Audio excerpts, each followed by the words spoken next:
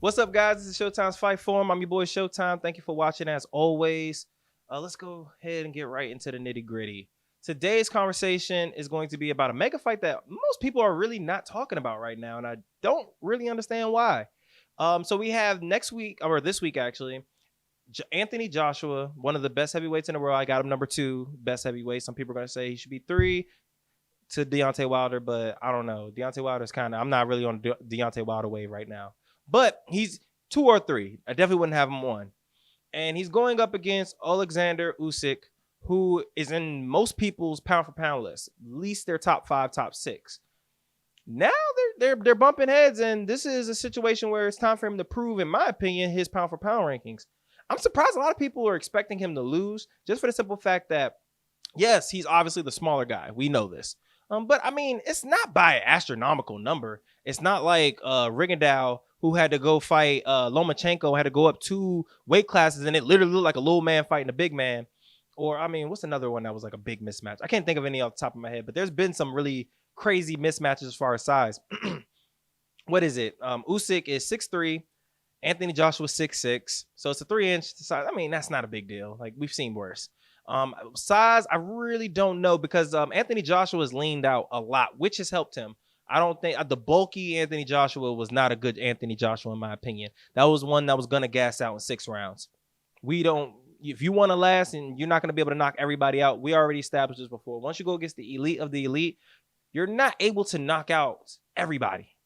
Like Francis Ngannou and Mike Tyson and who else? Ernie Shavers. There's the biggest power punches you have not knocked everybody out. So you will have to go into the later rounds eventually. So yeah, you got to lean out. So the leaner Anthony Joshua probably weighs around 240, 230.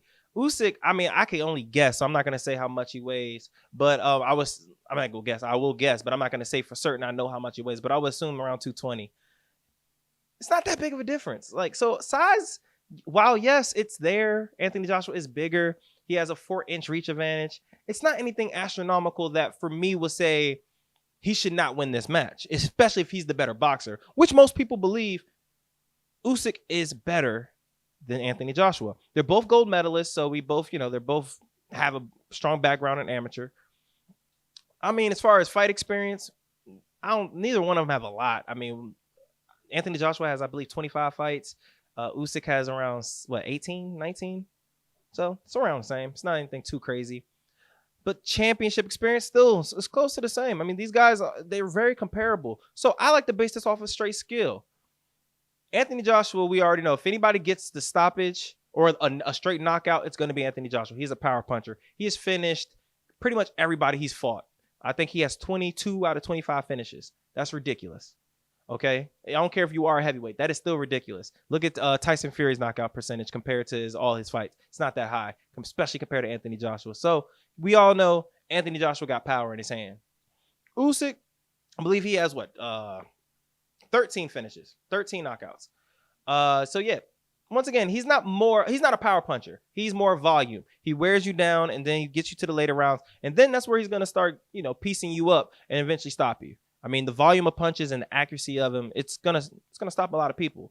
Now, I love Usyk's game because he's so slick. He is a southpaw. A lot of people don't like fighting southpaws because they're awkward. They do everything backwards. They're a little bit more difficult to fight.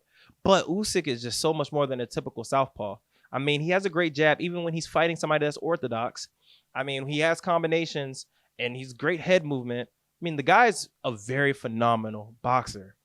Anthony Joshua, once again, stated already, he's a power puncher, but he still is a very good boxer. We've seen that when he fought Andy Rios, Reyes, and we saw that he doesn't have to just knock everybody out. He can outbox you. It might be a little boring, but I can do it to win, which is very, very important.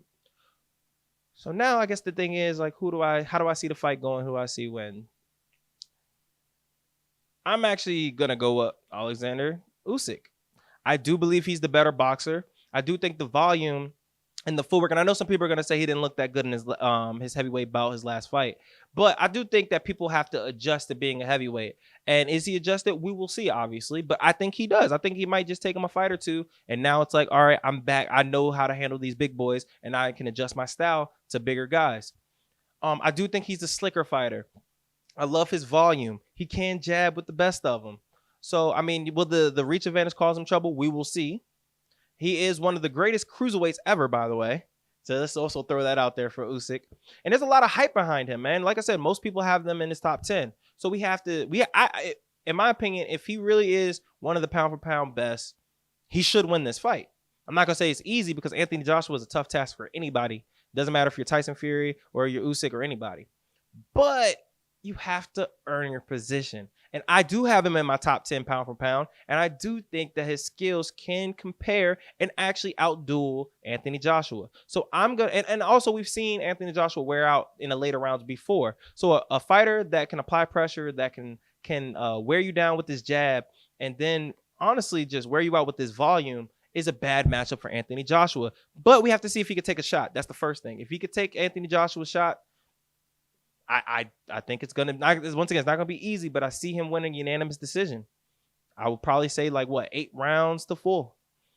But obviously we have to see. I want to really know, and I would love for you guys to tell me, why is this fight going under the radar? Why is nobody talking about this fight? Why is this not one of the most hyped fights so far this year? Because I believe it should be, but no one's talking about it. You guys can update me and let me know. But I want to thank everybody for watching. As always, make sure you hit that subscribe button. Follow me at Showtime Sanders. And you already know we in the building. This is Showtime's Fight Form. Make sure you guys be blessed.